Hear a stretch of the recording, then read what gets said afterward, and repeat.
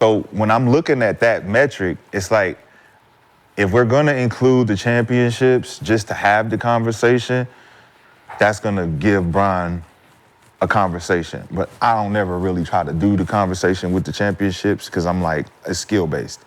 But if Bron play in the triangle and we see what Bron play like in the triangle, now I'm looking at the metric between Jordan, Kobe, and Bron in the same offensive setting where they could thrive.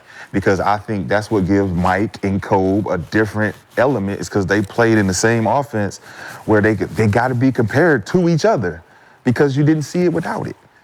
That's what changes the conversation between Kobe, Mike, and LeBron. LeBron was always the lone soldier. He was always dealing with different coaches. He was Magic Johnson. So does that make him? Does that give him a little bit of an advantage? It does. It just separates him. It doesn't give him an advantage or a disadvantage. It gives him a disadvantage. It doesn't. It just, the conversation is just without the mirror images of us considering Michael Jordan the best. And then Kobe's the mirror image of the best. Mm-hmm. And then look, here comes LeBron saying, all right, I want to be considered in this conversation, but you're without us looking at your skill set in the same way that we look at theirs. Footwork, one dribble, ISOs, three-pointers, all those things. You can't look, it's like you're comparing a girl you used to love to a new girl. They have different attributes. You got to judge her attributes for her. I get it. So if you're saying, well, my girl did this way, you can't do it this way, so you can't be better than her. Yeah. That's unfair. But it's going to be unfair because the girl I used to love is always going to be my first. It's always going to be the one that you got to up her. So you got to do better than her. So, man, she ride that thing different, boy. She do it different. She do it different. Baby, you need to learn how to do it the way she, you know what I'm saying? I got to teach you how to be better than her. But she's doing something that your girl didn't do. Probably. That's better for you. But it doesn't mean that I like it more. It just means that she's doing something different. And that's the conversation. It's like we stuck on Jordan because he did it first. But you're with a new girl. You're with a new girl fantasizing about your old girl still. That's the problem. But you have to. No, you don't. I want to compare you to the greatest. Because my old girl is the greatest. She the best I ever had. And if you want to come in here and take her spot, you got to be better than her. You might as well not even have a new girlfriend. Just like you might as well not even watch sports. That's why we said stop having the conversation. Because it was like, yo, I'm going to put these two out because they get unfair. You can't. But then you can't hate on the other ones. Then you just got to. And that's why I said this. You can't personally talk about the other ones. You can only talk about the one you like. So you can't throw in negative to the other two because you are so focused on this one. No. So that means you're only looking at this one, and then when you look at these two, you're saying, well, y'all can't be great because of her.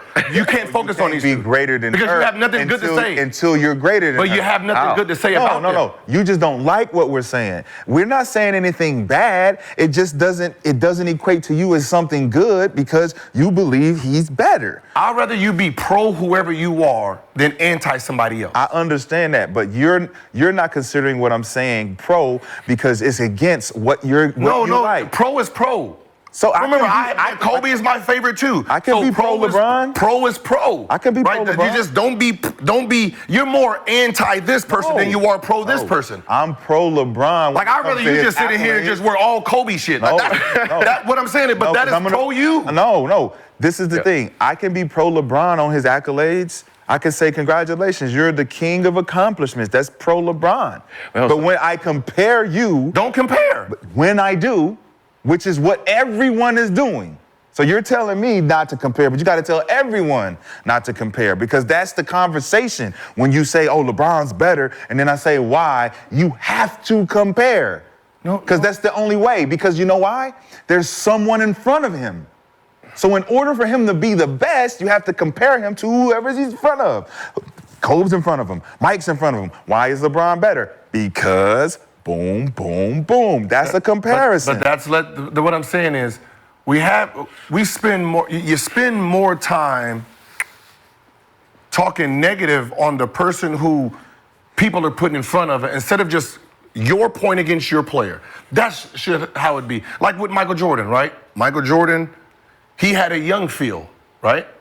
He had a young feel. So if you want to talk about everybody's coaching style, he had a young feel. Kobe has an advantage over Michael Jordan in coaching because the feel he gets is a bona fide Hall of Famer now.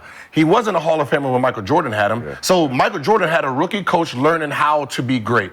Kobe had a great coach. LeBron never had any of it. He had starter coaches. So he got 4 championships on starter coaches. So the one who should be in the front will be Kobe because of the coaching. So he has an advantage. So he gets a plus. He gets an A+ coach. Jordan, for the most part, had a F turned A. LeBron, F all the way through. Regardless of what you say, you're comparing. No, I'm comparing coaching. I'm comparing coaching. But you were comparing regardless. I'm not comparing nobody. But you I'm have comparing to. coaching But you're comparing the situations. to coaching, Yeah, not but players. yeah, I'm saying, but I'm not the saying who's in situation front of affects who. the player, though. Huh? The situations affect the player. In a That's sense- what happens. So in a- you're no, still no. comparing. What I'm saying is when you're talking about advantages, when players have advantages, this guy has an advantage on technology. This guy has an advantage because of this. This guy has an advantage. You have to factor in all of it. Yes. So you have to give points to every single one. Right. So when you say Kobe had the biggest advantage because he has a prime coach that already coached Michael Jordan. He already has it. So he failed with Michael Jordan the first couple of years and they won championships. Mm-hmm. So when he gets a young Kobe, he knows how to treat it. So Kobe has no flaw in a coach. Right. But we're not considering the coaching the part of his greatness. My conversation would be, all right, LeBron, how many all defensive teams did you win compared to Mike and Kobe? Right? Who taught him how to play But defense? you would have to compare it to have the conversation about, okay, why would we put LeBron at number 1 over these 2 guys when statistically he's never reached these milestones, attributing to the rest of his milestones? Then you say, all right, Mike never lost in the finals. Kobe has a certain win percentage in the finals. All of these different stats are going to favor these 2 other than LeBron because he didn't do this. But It depends on what's. That's what I'm saying. But that's a Coaching, comparison. We have to compare them. they all have defensive. Using defense. They all, I'm just they saying. all I'm have just, one, right? Yeah, I'm No, just saying. no, as what I'm far saying as the is, comparison goes, when you have to compare at some point, you're going to compare something. Well, you're going to compare something. Then this is where coaching, right? Phil Jackson, defensive juggernaut type of coach. Offense and defense. His structure, the way he drafted, the players he picked, big point guards. He had a structure on how his team looked. He was the first small ball, but it was small ball, big ball. That's how But the why Bulls was Kobe played. the only That's guy how the all Lakers defensive, played. though? Why was Kobe the only guard on the teams all defensive if they were so What I'm saying is- juggernaut? what I'm saying is- he got his defense from Gary Payton. Kobe. Kobe got his tactics from Gary Payton. This is all defensive not just teams. Gary. After he got that, after GP put it in his ear, hey, do this like this from the first All-Star game he was in. He said, man, this is how you do it. But he also and he played with- took that and he's like, yo, I'm going to apply this to my game, and now I'm a dual Did he threat. play with Rick Fox? Mike had the same thing, dual threat. I got to take this away from you and go do this on the other end of the floor. Now I'm going to be considered this kind of guy. But you have to argue all the way through. You can't use when I'm saying is when you're giving someone this and saying, well, you didn't have this. Why didn't he have this? You have to take in the factor of it all. And that's been the conversation. So all of it. And you know what Like, that, what if he what is played that, for you know Pat- what that reason is? What if he paid for Pat Riley his whole career? But that ain't it. You know what the changes. reason? You know what the reason probably is? have like 6, 7. That's what I'm saying. You No, it can't- ain't. Because that's not the reason. The reason between the 3, these 2 had a fucking killer instinct. LeBron does. What does that mean? Because that's what the difference was.